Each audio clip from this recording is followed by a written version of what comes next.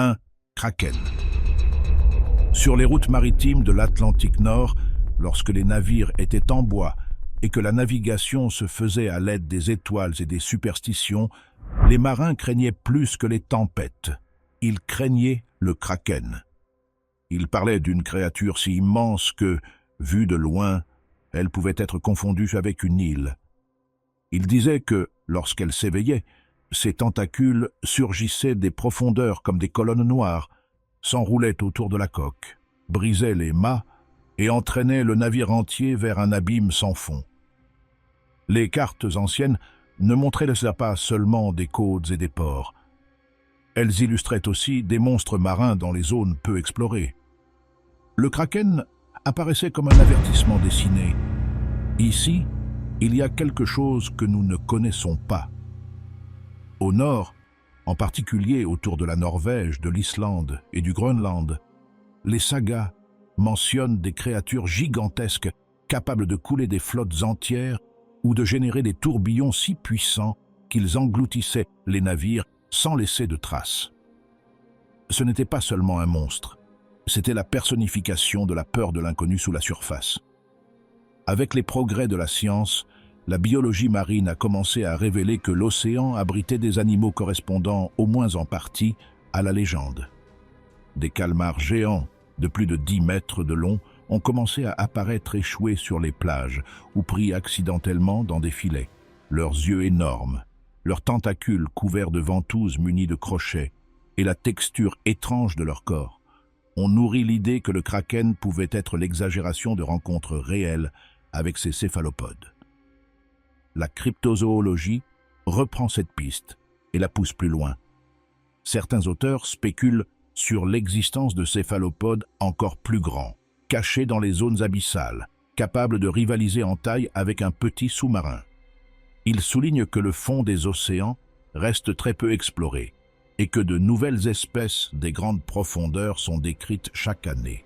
Dans ce contexte, imaginez un calmar ou une pieuvre gigantesque, plus grand que les spécimens connus, semble moins impossible qu'il y a des siècles. La biologie conventionnelle, cependant, insiste sur l'absence de preuves. Si un super calmar aux dimensions réellement colossales existait, il devrait laisser des indices clairs, des restes frais, des marques inhabituelles sur de grands cétacés, des enregistrements par des caméras de profondeur ou des impacts évidents sur les chaînes alimentaires. Jusqu'à présent, rien de tout cela n'est apparu. Le Kraken occupe donc un territoire intermédiaire. Il peut être la mémoire exagérée de véritables calmars géants combinés à des tempêtes, des vagues scélérates et des navires fragiles. Mais il est aussi une métaphore. Il concentre en une seule image tous les dangers de la mer, depuis les machines naturelles de destruction que sont les tempêtes jusqu'aux créatures réelles que nous commençons à peine à connaître dans les profondeurs. 2. Jörmungandr. Dans la mythologie nordique, Jörmungandr est le serpent de Midgard, un monstre marin si colossal qu'il entoure le monde et se mord la queue. Fils du dieu fourbe Loki, il fut jeté dans l'océan par Odin, où il grandit jusqu'à embrasser tout l'horizon. Lorsqu'il se libérera de lui-même, dit la prophétie, le Ragnarök commencera. Il n'est pas seulement un animal gigantesque.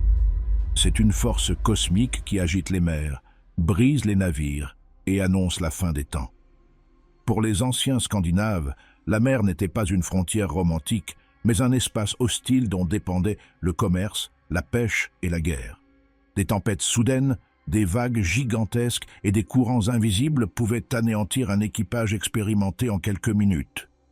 Jörmungandr incarnait ce danger imprévisible.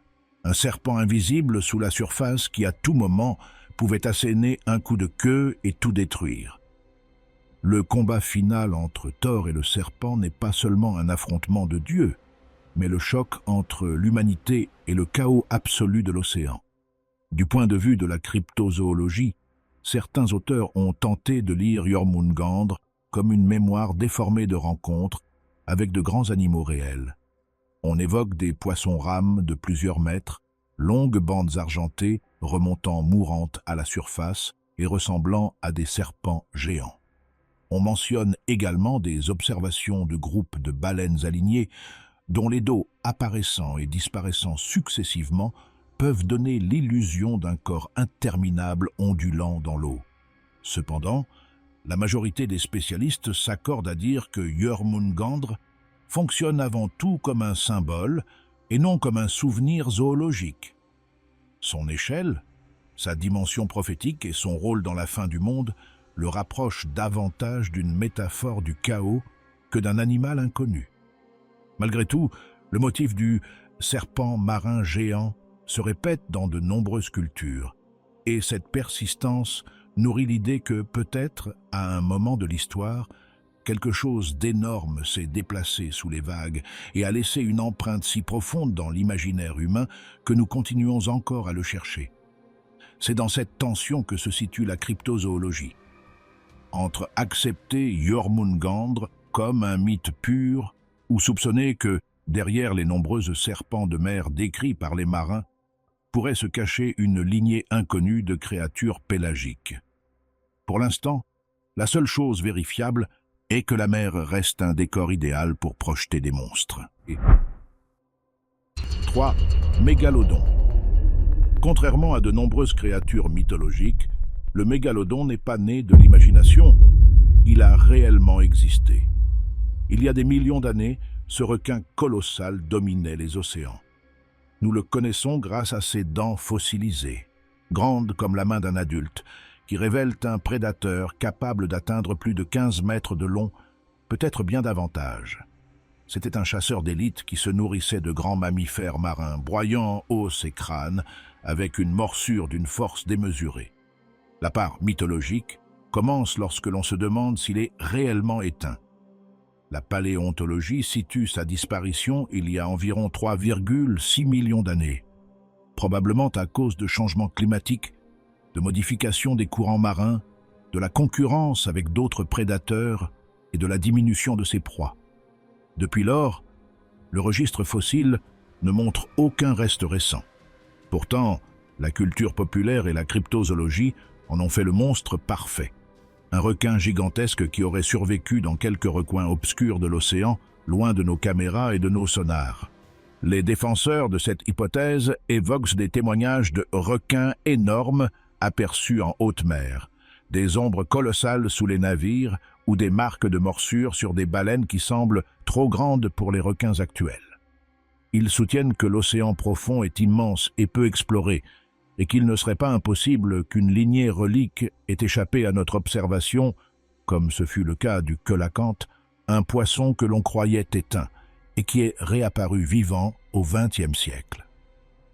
Les biologistes marins, en revanche, soulignent qu'un superprédateur de cette taille nécessiterait des populations de proies abondantes et laisserait des traces évidentes, attaques documentées, carcasses, restes identifiables et un impact visible sur les chaînes trophiques côtières. Le mégalodon semble en outre avoir été adapté à des eaux relativement chaudes et peu profondes, et non aux ténèbres abyssales où la fiction a tendance à le cacher. Pour l'instant, tout indique que sa place appartient au passé géologique et non à la faune cachée actuelle. Mais la possibilité, aussi infime soit-elle, que quelque chose de gigantesque nage encore hors de notre regard, nourrit l'imagination et maintient le mégalodon vivant comme l'un des grands monstres de la cryptozoologie moderne. A4. Umibozu. Dans les traditions maritimes du Japon, il existe un moment particulièrement inquiétant. La nuit calme, la mer lisse comme un miroir, sans vent ni vague. Ce silence annonce, selon les anciens récits, l'apparition de l'Umibozu, une figure gigantesque, noire, à la tête chauve et au contour humanoïde, qui émerge de l'eau jusqu'aux épaules. Les pêcheurs le décrivaient comme un moine de la mer, aux yeux immenses et brillants, capable de faire chavirer les bateaux et de déclencher des tempêtes à partir de rien. Sa seule présence modifiait le climat. La mer se déchaînait, le ciel se refermait, et, en quelques minutes, tout se transformait en chaos. L'Umibozu n'était pas seulement un monstre, mais aussi une forme de châtiment. Certaines versions disent qu'il s'agit des âmes de moines noyés ou de personnes mortes en mer avec du ressentiment, transformées en esprits vengeurs.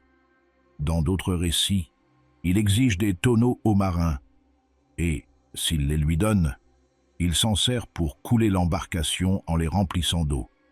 La seule façon de le tromper serait de lui offrir un tonneau sans fond, ce qui laisserait à l'équipage le temps de fuir pendant que la créature se déconcerte. D'un point de vue rationnel, l'Umibozu semble condenser plusieurs phénomènes naturels. Des tempêtes soudaines, des vagues géantes surgissant d'une mer auparavant calme, les ombres de nuages gigantesques projetés sur l'eau ou même des baleines émergeant la nuit, lorsque la vision humaine est particulièrement sujette à l'erreur. Une tête de cétacé apparaissant dans la pénombre, combinée à la peur, peut facilement devenir un visage humanoïde imaginé. La cryptozoologie considère rarement l'Umibozu comme un animal littéral encore à découvrir. Elle le voit plutôt comme un exemple clair de être liminal, une figure qui marque le passage de la sécurité au danger, la frontière entre le contrôlable et le sauvage. Il représente l'instant où la mer passe d'allié à ennemi. Et bien qu'aucune étude n'ait trouvé de preuve de l'existence de géants humanoïdes marins, le mythe continue de fonctionner comme un avertissement culturel. Lorsque l'océan est trop calme, ne lui faites pas entièrement confiance. 5. Le dévoreur de mer. Le dévoreur de mer ne provient pas de vieux manuscrits ni de chroniques de navigateurs, mais d'une origine beaucoup plus récente. La culture Internet et l'art contemporain de l'horreur. Il est décrit comme une entité colossale, longue de plusieurs kilomètres, avec des membres disproportionnés et une bouche capable d'absorber des océans entiers. Dans les illustrations et récits viraux, il apparaît émergeant au milieu de la mer, éclipsant bateaux, villes côtières et même chaînes de montagnes. C'est un léviathan presque cosmique, plus proche d'un dieu de la terreur qu'un animal. Ce monstre est associé au travail visuel d'artistes modernes et aux communautés en ligne qui créent des nouveaux mythes pour l'ère numérique. Pourtant, certaines personnes l'ont intégré au discours cryptozoologique, en le mélangeant avec des légendes traditionnelles comme le kraken ou les serpents de mer. Dans cette perspective, le dévoreur de mer est interprété comme une exagération extrême de quelque chose de très réel, la petitesse humaine face aux tsunamis, mégatempêtes et catastrophes géologiques sous-marines. Lorsqu'un tremblement de terre au fond de l'océan génère un mur d'eau capable de ravager toute une côte, l'idée d'un dévoreur de mer cesse de sembler si abstraite. Bien sûr, il n'existe aucune preuve zoologique d'une créature même vaguement similaire. Il n'y a ni fossiles, ni archives historiques, ni observation cohérente d'un être de telle dimension. Biologiquement, un organisme aussi gigantesque serait pratiquement inviable. Mais sa valeur ne réside pas dans la plausibilité scientifique, mais dans la façon dont il symbolise les peurs actuelles, changements climatiques, fonte des glaces, phénomènes extrêmes, tout ce qui fait de l'océan une scène de menace globale. La cryptozoologie la plus sérieuse classe le dévoreur de mer dans la catégorie mythe moderne. Une créature née délibérément comme fiction, que certains spectateurs adoptent ensuite comme une légende ancienne. Son existence réelle n'est pas l'objectif. L'intérêt réside dans le fait que, même dans un monde saturé de satellites et de données, nous continuons à inventer d'énormes monstres pour représenter ce que nous ne contrôlons toujours pas, au fond. 6. Ogopogo. Dans le lac Okanagan, à l'ouest du Canada, on raconte depuis des siècles l'histoire d'un habitant énigmatique de ces eaux, Ogopogo. Avant ce nom, les peuples autochtones de la région parlaient déjà d'un esprit du lac qu'il fallait respecter avec des offrandes avant de traverser. Avec le temps, les récits se sont transformés en figures d'un monstre serpentin, au corps long et ondulant, avec plusieurs bosses qui émergent et disparaissent à la surface. Certains témoins affirment qu'il peut mesurer entre 10 et 15 mètres, avec une tête vaguement rappelant celle d'un cheval ou d'une chèvre. Au cours du XXe siècle, La renommée d'Ogopogo a grandi. Des photographies floues, des films instables et les témoignages de touristes et de locaux ont alimenté sa légende. Les descriptions rappellent d'autres monstres lacustres dans le monde, comme celui du Loch Ness, mais avec une identité propre et un fort lien avec la culture locale. Le tourisme s'est approprié la créature. Statues, souvenirs et festivals l'ont transformé en emblème régional, mélange de mythes ancestral et d'attractions modernes. Les explications rationnelles pointent plusieurs candidats. L'un d'eux est constitué de troncs flottants que le vent et les courants alignent de manière curieuse, créant l'illusion d'un corps segmenté se déplaçant dans l'eau. Une autre possibilité est des groupes de loutres, de castors ou d'oiseaux nageant en file, qui, vus de loin, donnent l'impression d'une créature continue. La présence de gros poissons, comme l'esturgeon, a également été mentionnée, bien que leur existence concrète dans le lac Okanagan ne soit pas confirmée avec une certitude absolue. La cryptozoologie suggère qu'en théorie, un animal lacustre inconnu pourrait exister si sa population était faible et le lac suffisamment profond et complexe. Cependant, des décennies d'observations, d'études au sonar et d'analyses scientifiques n'ont trouvé aucune preuve solide d'un grand vertébré inconnu. Il n'y a ni reste, ni traces génétiques concluantes, ni observations claires. Ogopogo reste ainsi dans une zone intermédiaire. Peut-être pas comme une créature réelle à découvrir, mais comme un exemple puissant de la manière dont la géographie, la tradition autochtone et le besoin humain de raconter des histoires se combinent pour peupler un lac de quelque chose de plus que de l'eau et des poissons. 7. Le bloop. En 1997, un son étrange enregistré dans le Pacifique Sud a stimulé l'imagination du monde. Les hydrophones de la NOAA, conçus pour écouter les tremblements de terre sous-marins et les vocalisations des baleines, ont capté un bruit extrêmement puissant et de basse fréquence. Ils lui ont donné un nom presque enfantin, le bloop. Ce qui était inquiétant, c'est que le son avait été entendu à des milliers de kilomètres, ce qui suggérait une source gigantesque. La question inévitable s'est rapidement posée. Pourrait-il s'agir d'une créature colossale, inconnue de la science? Pendant des années, le bloop a été un terrain fertile pour la cryptozoologie. Certains passionnés ont proposé l'existence d'un animal marin bien plus grand que la baleine bleue, capable de produire une vocalisation aussi intense.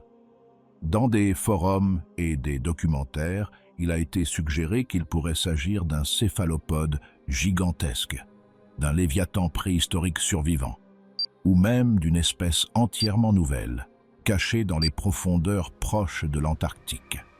Le manque d'informations détaillées sur le son laissait un énorme espace à la spéculation. Cependant, à mesure que les océanographes accumulaient davantage de données, le mystère commença à se dissiper. En comparant le motif du bloop avec d'autres sons sous-marins enregistrés, ils découvrirent que sa signature était très similaire à celle des icequakes, des bruits produits par la fracture d'énormes blocs de glace ou par des icebergs raclant le fond marin. Selon cette explication, le bloop ne serait donc pas le rugissement d'un monstre vivant, mais le grincement amplifié de masses de glace se déchirant dans les eaux froides du sud. Cela n'a pas empêché l'imaginaire populaire d'associer le bloop à l'idée d'une créature gigantesque. La cryptozoologie l'a adopté comme exemple de notre connaissance limitée des océans, rappelant que, même si ce cas particulier a une explication géophysique, le fond marin reste un territoire en grande partie inexploré.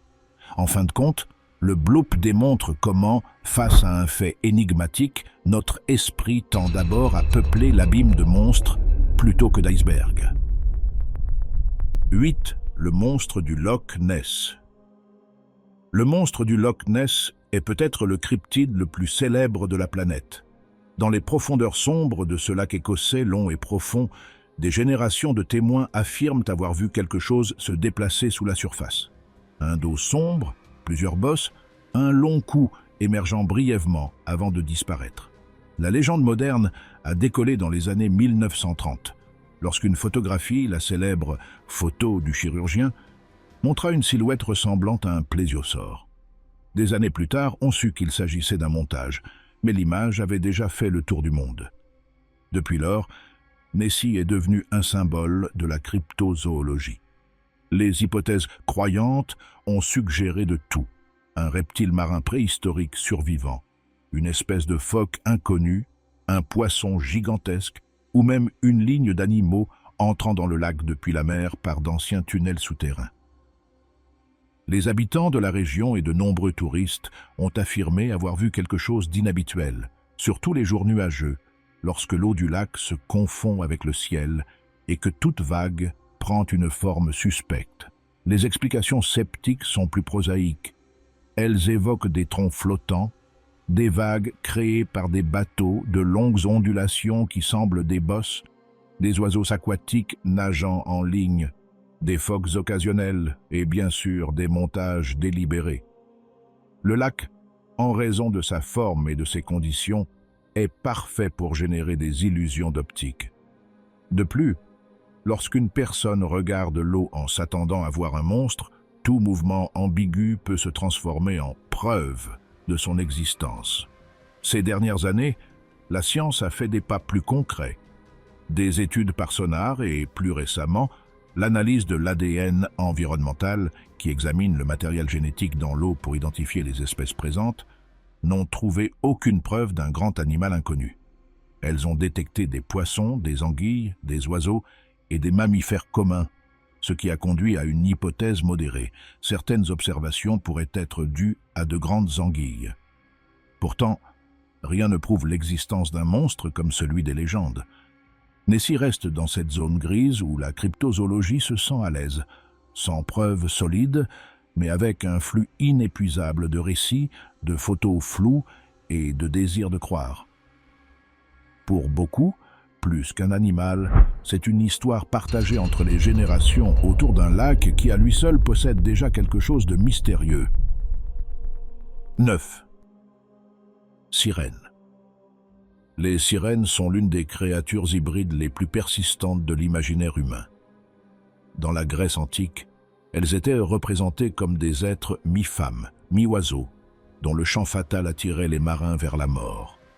Au fil des siècles, notamment en Europe médiévale et postérieure, leur forme s'est transformée en celle que nous connaissons aujourd'hui. Le torse d'une femme et la queue d'un poisson. Dans de nombreuses traditions maritimes, de l'Atlantique aux Caraïbes et au Pacifique, apparaissent des figures équivalentes, des esprits féminins de l'eau, séduisants, dangereux ou protecteurs. La question cryptozoologique est inévitable. Y a-t-il un animal réel derrière ce mythe? L'une des hypothèses les plus connues pointe vers les lamantins et les dugongs. Vus d'un navire, à distance et avec des vagues, leurs corps arrondis, le mouvement de leurs nageoires et la manière dont ils lèvent la tête pour respirer peuvent, avec un peu d'imagination, paraître vaguement humains. Des explorateurs comme Christophe Colomb ont écrit à propos de sirènes qui, vues de près, étaient moins belles que dans les légendes, suggérant des confusions avec de vrais mammifères marins. S'ajoute également le facteur psychologique. Des marins isolés pendant des mois, soumis à la fatigue, à la faim et à la nostalgie, pouvaient projeter leurs désirs et leurs peurs sur toute ombre rompant la surface. Des reflets de lumière, des bancs de poissons sautants, des dauphins jouant ou même des troncs flottants pouvaient donner lieu à une vision qui, racontée encore et encore, devenait une rencontre avec une sirène. Avec le temps, les histoires se sont enrichies de détails, cheveux longs, chants hypnotiques, promesses d'amour ou de mort. La cryptozoologie moderne, dans sa branche la plus sérieuse, est sceptique quant à l'existence d'une lignée biologique de hybrides hommes-poissons. Il n'existe ni fossiles ni preuves génétiques pour étayer une telle chose. Cependant, les sirènes restent vivantes comme des mythes puissants, réinterprétés encore et encore dans les films, séries et récits populaires. Plus que des animaux à découvrir, elles fonctionnent comme des symboles du danger et de la séduction de la mer, de la frontière entre l'humain et l'inconnu, et du désir de croire qu'en dessous de la surface, il y a des êtres qui nous regardent en retour. 10. Titanoboa. Parmi toutes les créatures qui semblent inventées pour un film d'horreur, la Titanoboa possède une particularité fascinante. Elle a réellement existé. Ce n'est pas un monstre né de la peur populaire, mais un vrai serpent du Paléocène, il y a environ 58 à 60 millions d'années. Ces restes ont été découverts dans une mine de charbon à Cerjon, en Colombie, et ce qui semblait d'abord être de simples vertèbres géantes a révélé le plus grand serpent connu de la science. Les estimations indiquent qu'il pouvait dépasser 12 mètres de longueur et peser plus d'une tonne, surpassant largement les anacondas actuels. Le monde que la Titanoboa habitait était plus chaud que celui d'aujourd'hui. La région qui correspond aujourd'hui au nord de l'Amérique du Sud était couverte de jungles tropicales denses, de marais et de rivières à eau lente. Ces environnements abritèrent d'énormes poissons, des tortues géantes et des crocodiles primitifs, tous des proies potentielles pour un serpent colossal. En tant que reptile ectotherme, la Titanoboa profitait du climat constamment chaud pour atteindre des tailles impossibles dans des conditions plus froides. Elle guettait probablement dans l'eau, presque immobile, attendant le bon moment pour attaquer par constriction. La cryptozoologie s'est accrochée à cette découverte pour soutenir que des serpents géants pourraient encore exister aujourd'hui dans des jungles reculées. En Amazonie, les histoires de serpents colossaux dépassant largement les mesures enregistrées par la science abondent. Chasseurs, soldats et habitants décrivent des serpents de 15 à 20 mètres glissant silencieusement dans les rivières et les marais, capables de traîner des vaches entières et d'abattre de petits arbres sur leur passage. Pour les croyants, ces récits seraient des échos d'une lignée relique, descendante de la Titanoboa ou d'un parent proche. Cependant, les herpétologues soulignent qu'il n'existe pas de preuves solides pour soutenir de telles dimensions dans la faune actuelle. Les plus grands serpents modernes, comme l'anaconda vert et le python réticulé, dépassent rarement 8 ou 9 mètres, et même à ces tailles, ils sont exceptionnels. Aucun cuir, os ou reste récent n'a été trouvé indiquant la présence de serpents beaucoup plus grands. De plus, le climat mondial actuel, bien que tropical dans certaines régions, ne reproduit pas les conditions extraordinairement chaudes et stables du Paléocène qui ont favorisé le gigantisme. La Titanoboa démontre que la Terre a déjà abrité des prédateurs qui, vus aujourd'hui, sembleraient être des monstres mythologiques. C'est pourquoi sa figure s'intègre si bien au discours de la cryptozoologie. Elle rappelle que la frontière entre l'impossible et le réel peut se déplacer avec chaque nouveau fossile, même si, pour l'instant, son royaume reste fermement ancré dans le passé géologique. 11. Le Grand Maja. Dans les Caraïbes, le mot « Maja » désigne les grandes boas qui habitent des îles comme Cuba. Le Maja de Santa Maria est l'un des exemples les plus connus, un serpent robuste, non venimeux, au corps musclé et au comportement furtif. Il peut atteindre des longueurs respectables, de plusieurs mètres, et sa présence dans des enclos, des grottes ou le long des rivières a impressionné des générations de paysans. À partir de ces rencontres réelles, l'imagination populaire a commencé à façonner quelque chose de beaucoup plus grand, le Grand Maja. Dans le folklore rural, le Grand Maja est un serpent colossal qui vit dans des grottes profondes, des puits, des sources ou des lagunes.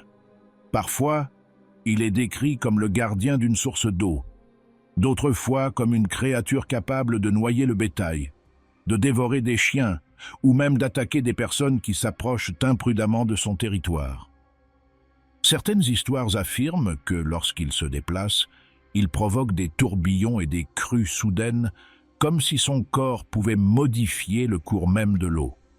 La figure du Grand Maja se mêle à la tradition de la mère des eaux, un esprit serpent associé aux sources et aux rivières, à la fois vénéré et craint. Ceux qui respectent le lieu, dit-on, ne subissent aucun dommage. Ceux qui le profanent risquent sa colère. Ces récits ont aussi une fonction pratique. Ils incitent à se méfier des puits profonds, des courants dangereux et des animaux réels qui peuvent provoquer des accidents. Avec l'expansion d'Internet, le grand Maja a fait un bond inattendu. Il est passé de légende locale à monstre numérique. Des animations et vidéos virales le montrent comme une énorme boa affrontant d'autres créatures colossales, parfois transportées du milieu terrestre au milieu marin, comme s'il était l'équivalent caribéen des serpents de mer de la mythologie nordique. Cette réinterprétation exagérée a peu à voir avec la biologie réelle, mais démontre la force du symbole. D'un point de vue scientifique, les boas caribéens sont impressionnants, mais restent dans les dimensions connues pour les grands serpents. Il n'existe aucun vestige indiquant des tailles véritablement monstrueuses. La cryptozoologie la plus prudente interprète le grand Maja comme le résultat d'un mécanisme bien connu: rencontre avec de grands animaux, perception déformée de la distance et de la taille, peur intense qui amplifie les souvenirs et transmission orale qui augmente un peu l'échelle à chaque génération. Ainsi, le grand Mara occupe un espace intéressant entre réalité et mythe. Il n'est pas nécessaire de postuler une espèce inconnue pour le comprendre. Il suffit d'un boa très grand, d'un environnement forestier peu éclairé, et de la tendance humaine à transformer la peur en histoire. Pourtant, pour quiconque marche la nuit le long d'une rivière cubaine, le simple bruit de son nom suffit à faire accélérer le pouls. 12. Ningen le Ningen est une créature particulièrement révélatrice car elle montre comment naissent les monstres à l'ère numérique. Contrairement aux sirènes, dragons ou serpents de mer, il n'apparaît pas dans les textes anciens ni dans les chroniques d'explorateurs. Son origine remonte au forum japonais sur Internet au milieu des années 2000, où un supposé membre d'un équipage de recherche a décrit avoir vu, dans les eaux proches de l'Antarctique, une immense figure blanche, vaguement humaine, glissant sous l'eau. À partir de ce récit, d'autres utilisateurs ont commencé à proposer des dessins, des histoires et des montages. Le Ningen a pris différentes formes, parfois un torse humanoïde avec d'énormes bras et mains. D'autres fois, une créature avec une queue de poisson et un visage centré, comme un mannequin géant immergé. Un détail clé demeurait toujours: sa taille disproportionnée, de plusieurs dizaines de mètres, et sa peau entièrement blanche, presque indiscernable de la glace environnante. Rapidement, des photographies floues d'icebergs, des ombres sous la surface ou des silhouettes confuses dans la nuit ont commencé à circuler comme preuve de son existence. L'atmosphère antarctique, avec son caractère lointain, hostile et peu connu du grand public, offrait le cadre parfait. L'idée d'un être silencieux, humanoïde et gigantesque rôdant dans les eaux polaires touchait des peurs modernes très spécifiques. La peur de ce qui se cache sous la glace, de l'inexploré sur une planète que l'on croit déjà cartographiée. D'un point de vue sceptique, le cas du Ningen est relativement clair. Il n'existe aucun témoignage vérifiable, aucun nom de navire, aucune date confirmée. Beaucoup d'images associées à la créature peuvent s'expliquer par des jeux de lumière sur la glace, des baleines vues sous des angles étranges, des phoques sur des blocs flottants ou de simples montages numériques. Essentiellement, nous avons une légende née et nourrie sur Internet, sans racines préalables dans la tradition orale. Cependant, la cryptozoologie s'intéresse au Ningen, non pas tant comme candidat réel, mais comme exemple de la manière dont, même avec des satellites et des sondes, nous continuons à remplir les espaces vides avec des êtres imaginaires. Les océans polaires sont vastes, dangereux et relativement peu étudiés.